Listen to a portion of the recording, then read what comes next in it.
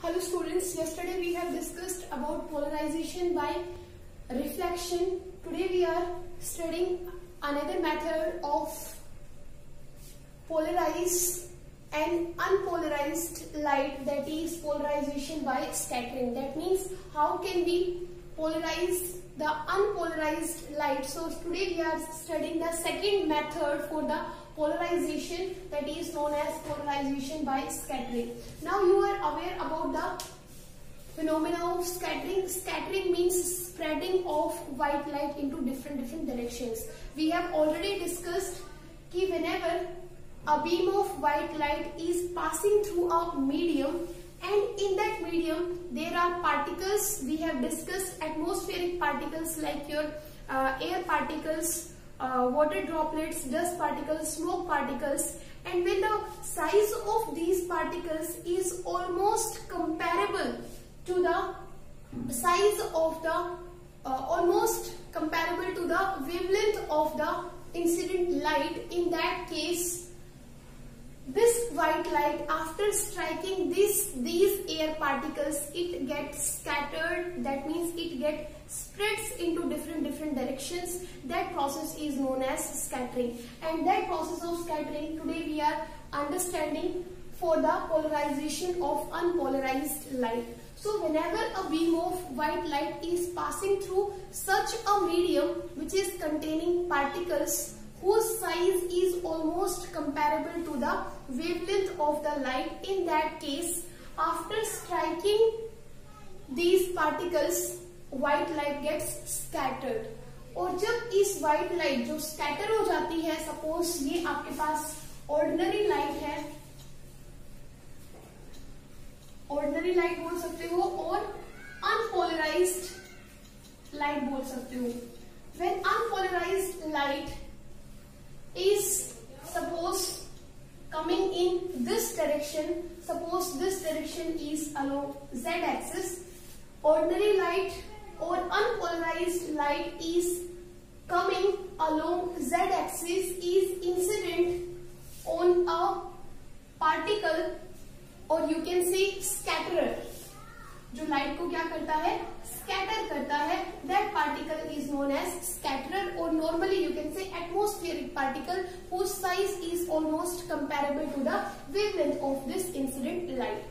So जब ये incident light इस scatterer से strike करती है तो ये क्या हो जाती है, scatter हो जाती है. और जब इस scattered light को हम किसी ऐसी direction से देखते हैं जो कि perpendicular है डायरेक्शन ऑफ इंसिडेंस के, तो ये सपोज आपकी जो इंसिडेंट लाइट है या ऑर्डिनरी लाइट है, अनपोलराइज्ड लाइट है, is incident along Z axis.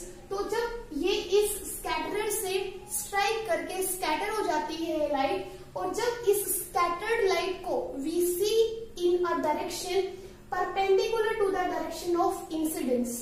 तो सपोज ये जेड एक्सिस के अलोंग आ रही है इंसिडेंस लाइट, तो z एक्सिस के अलोंग जो परपेंडिकुलर डायरेक्शन होगी वो या तो x एक्सिस होगी या फिर y एक्सिस होगी. तो ऐसी डायरेक्शन में जो कि परपेंडिकुलर है into the direction of incidence of this unpolarized light और scattered light, then in that direction we find polarized light. उस डायरेक्शन में क्या देखेंगे कि हमें जो लाइट दिखेगी, हमें जो वाइब्रेशंस मिलेंगी वो क्या होंगी, एक सिंगल डायरेक्शन में क्या होंगी, कन्फाइन होंगी, और उस लाइट को हम क्या बोलेंगे, पोलराइज्ड लाइट बोलेंगे. अब यहाँ पे आपके पास ये ऑर्डिनरी लाइट है, अनपोलराइज्ड लाइट है, अलोंग जेड एक्सिस आ रही है. तो जब इस स्कैटरर से स्ट्राइक करने के बाद ये जो लाइट है वो क्या हो जाएगी, स्कैटर हो जाएगी डिफरेंट डायरेक्शंस में, और स्कैटर होने के बाद इसके अंदर जो इलेक्ट्रिक फील्ड वेक्टर है उसके जो वाइब्रेशंस होंगे वो एक्स वाई प्लेन के अंदर कन्फाइन होंगे इन ऑल द डायरेक्शंस. लेकिन जब इस स्कैटर्ड लाइट को आप एक ऐसे डायरेक्शन में देखते हो जो कि परपेंडिकुलर है to the direction of incidence, तो या तो वो आपकी एक्स एक्सिस होगी या फिर y एक्सिस होगी, वो डायरेक्शन जो कि परपेंडिकुलर डायरेक्शन होगी किसके, z एक्सिस के. तो सपोज जब आप इस डायरेक्शन में देखोगे, अगर हम इसको x मान ले, x एक्सिस मान ले, तो x एक्सिस परपेंडिकुलर है किसके, z के। तो एक परपेंडिकुलर डायरेक्शन से अगर हम देखते हैं तो क्या होगा कि इस x एक्सिस के अलोंग हमें वही वाइब्रेशंस मिलेंगी जो y एक्सिस के क्या होंगी, पैरेलल होंगी। तो आपको यहाँ पे देख सकते हो कि यहाँ पे जो आपको लाइट मिल रही है वो क्या मिल रही है, पोलराइज्ड लाइट मिल रही है। उसमें आपके जो वाइब्रेशंस है वो क्या है, सिंगल डायरेक्शन में क्या है, कन्फाइन है। और सिंगल डायरेक्शन में जब हम वाइब्रेशंस को कन्फाइन कर देते हैं, रेस्ट्रिक्ट कर देते हैं, तो उस लाइट को हम क्या बोलते हैं, पोलराइज्ड लाइट बोलते हैं। इन द सेम वे ये आपके पास ये z एक्सिस है, z एक्सिस के परपेंडिकुलर डायरेक्शन अनदर डायरेक्शन होगी y एक्सिस के अलोंग। तो y एक्सिस के अलोंग जब आप देखते हो तो भी आपको क्या मिलेंगी, आपको वाइब्रेशंस मिलेंगी जो कि क्या होंगी, पैरेलल होंगी किसके, x एक्सिस के। तो यहाँ पे भी आपको y एक्सिस वाली वाइब्रेशंस नहीं मिलेगी क्योंकि परपेंडिकुलर डायरेक्शन में आप देख रहे हो। तो जब आप y एक्सिस के अलोंग में देखोगे तो आपको सिर्फ वही वाइब्रेशंस मिलेंगी जो क्या होंगी, x एक्सिस के पैरेलल होंगी। तो इस डायरेक्शन में भी आपको क्या मिलेंगी, वही वाइब्रेशंस मिलेंगी जो सिर्फ सिंगल डायरेक्शन के अंदर क्या होंगी, रेस्ट्रिक्ट हो रखी होंगी, कन्फाइन हो रखी होंगी। तो यहाँ पे भी आपको जो लाइट मिलेगी वो कैसी लाइट होगी, पोलराइज्ड लाइट होगी। तो ये था पोलराइजेशन बाय स्कैटरिंग के कैसे नेचुरल फिनोमिना स्कैटरिंग के अंदर भी अनपोलराइज्ड लाइट क्या हो जाती है, पोलराइज हो जाती है after striking the atmospheric particles, और you can say after striking the scatterers it scattered into different directions. But when we see this scattered light in a direction perpendicular to the direction of incidence, in that direction we will get polarized light. So this is polarization by scattering. Now we will understand the polarizer Nicol prism. Now we will study Nicol prism. Students, Nicol prism भी क्या है? It's an optical instrument, optical device. Sorry, not an instrument. It's an optical device which is used again to polarize the unpolarized light by double refraction. So I'm writing Nicol prism. It's an optical device which is used to polarize the unpolarized light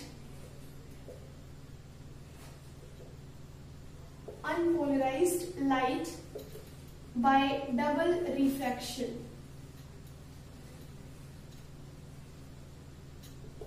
अब ये double reflection क्या होता है वो हमें समझना है। तो निकोल प्रिज्म क्या है? निकोल प्रिज्म एक ऑप्टिकल डिवाइस है जिसको हम यूज करते हैं to polarise the unpolarised light by double refraction. Double refraction को समझते हैं, डबल रिफ्रैक्शन क्या होता है। ये हमारे पास एक क्वार्ट्ज और वी कैन से कैल्साइट का क्रिस्टल है। This crystal when unpolarised light, अब यहाँ पे देख सकते हो जितने एरोज है उतने ही डॉट्स हैं, तो 3 arrows 3 dots, that means this light is unpolarized light. जब unpolarized light, when unpolarized light falls on calcite crystal or quartz crystal, then quartz और calcite crystal की एक property है, whenever unpolarized light falls on calcite crystal, it splits the light into 2 parts. ये light को क्या कर देगा? 2 parts में क्या कर देगा? डिवाइड कर देगा। See over here in this figure, this is unpolarized light. When this light falls on this crystal, this light splits into 2 parts. एक पार्ट तो ये, इसमें लाइट स्प्लिट हो जाती है, एंड सेकेंड पार्ट कुछ ऐसा है हमारे पास। इस पार्ट में लाइट क्या हो जाती है? डिवाइड हो जाती है। तो ये जो लाइट है ये 2 पार्ट्स में क्या हो गई है? डिवाइड हो गई है। और यहाँ पे आप देखो, दिस इज ऑप्टिक एक्सिस, इसको आप बोल सकते हो optic axis of calcite crystal. तो इसे स्ट्राइक करने के बाद या इसे पास करने के बाद लाइट 2 पार्ट्स में डिवाइड हो गई, और एक पार्ट को हम बोलते हैं ई रे और दूसरे पार्ट को हम बोलते हैं ओ रे। ओ रे मीन्स ऑर्डिनरी रे, ordinary ray. Why we are saying this ordinary ray? Because it follows the laws of refraction. क्योंकि ordinary नाम से ही पता चल रहा है it follows the laws of refraction. And second part is E-ray. E-ray means extraordinary. Extraordinary ray. Again इसके नाम से भी आप समझ सकते हैं, extraordinary ray means it does not follow the loss of refraction. So when unpolarized light passes through this calcite crystal, it splits into two parts, E-ray and O-ray. E-ray is extraordinary ray which does not follow the rules or laws of refraction, and O-ray ordinary ray which follows the laws of refraction.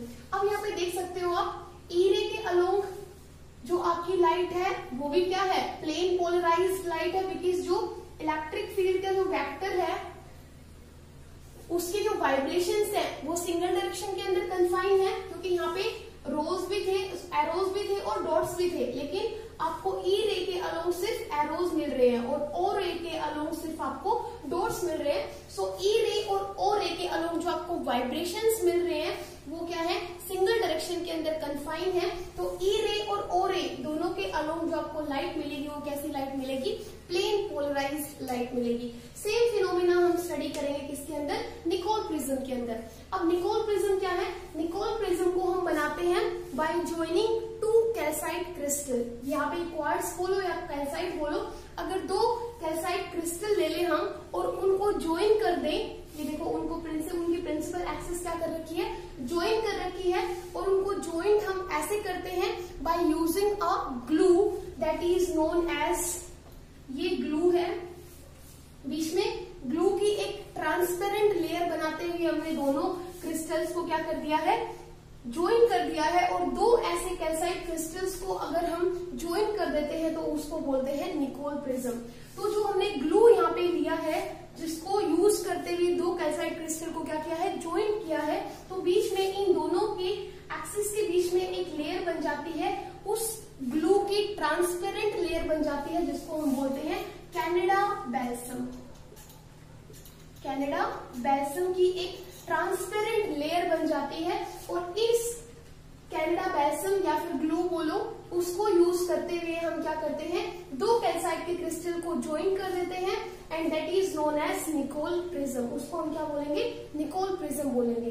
अब देखो same वही है, Nicol prism में क्या है, two calcite crystals है, one unpolarised light passes through Nicol prism. Nicol prism again is made up of two calcite crystals. This unpolarized light splits into two parts again, E-ray and O-ray. But यहाँ पे जो process है वो थोड़ा सा different है. Different क्या है, सबसे पहले समझते हैं कि ये जो कैनेडा बैल्सम है जो कि एक ट्रांसपेरेंट लेयर बन गई है, it has some refractive index and its refractive index is 1.55. और ये जो O-ray हमने स्टडी की है अभी, O-ray का रिफ्रैक्टिव इंडेक्स इस कैनेडा बैल्सम के लिए है 1.68, और ये जो E-ray का रिफ्रैक्टिव इंडेक्स है ये है आपके पास 1.486. अब समझने वाली बात ये है कि जब ये unpolarised light passes through the Nicol prism, it splits into two parts along O-ray and E-ray. और E-ray और O-ray के अलोंग हमें जो वाइब्रेशंस मिल रही है वो सिंगल डायरेक्शन के अंदर रेस्ट्रिक्ट हो रखी हैं. तो क्या होगा कि जो ये O-ray है, जब O-ray का एक पोर्शन कैल्साइट क्रिस्टल से, ध्यान से समझो, ये जो O-ray है ये कैल्साइट क्रिस्टल, ये तो कैल्साइट क्रिस्टल है, कैल्साइट क्रिस्टल से इसका एक पोर्शन जब कैनेडा बैल्सम में क्या करता है, सपोज एंटर करेगा, तो इसका O-ray का रिफ्रैक्टिव इंडेक्स कितना है 1.68 और कैनेडा बैल्सम का कितना है 1.55. तो ये कैनेडा बैल्सम इसके लिए, इस O-ray के लिए किसका काम करेगा, रेयर मीडियम का. तो ये जो O-ray है वो कहां से कहां जाएगी, O-ray will travel from denser to rarer, because O-ray का refractive index is higher than Canada balsam. So suppose O-ray का एक section, एक portion when travels from calcite crystal to the this Canada balsam layer, this ray will travel from denser medium to the rarer medium. और suppose इसका जो angle of incidence है अगर greater हो जाए किससे, क्रिटिकल एंगल से, इन दैट केस ये रे टोटल इंटरनल रिफ्लेक्शन को फेस करती हुई क्या आ जाएगी, इस क्रिस्टल से बाहर आ जाएगी and this is known as O ray. तो ओ रे का पाथ कुछ ऐसा होगा। अब बात करते हैं ई रे का। ई रे का रिफ्रैक्टिव इंडेक्स इज 1.486। तो ई रे के लिए ये जो कैनेडा बैल्सम है वो as a denser medium behave करेगा। सो ये नॉर्मल क्या हो जाएगी, नॉर्मल आउट होगी along the same paths and this is E ray, this is O ray and along both the rays we will get plane polarized light. So with the help of Nicol prism unpolarized light can be polarized along E ray and O ray. One more thing I want to tell you, ये जो E ray और O ray है, O ray के along जो vibrations है वो vibrations perpendicular है। आप यहाँ पे देख रहे हो इसके along जो vibrations है उनको हमने डॉट्स से शो किया हुआ है। तो ये जो डॉट्स हैं वो परपेंडिकुलर है किसके, प्लेन ऑफ इंसिडेंस के। तो यहाँ पे प्लेन ऑफ इंसिडेंस सपोज ये बोर्ड बोलो या फिर ये क्रिस्टल बोलो, तो ये जो वाइब्रेशंस है ये परपेंडिकुलर है किसके, प्लेन ऑफ इंसिडेंस के।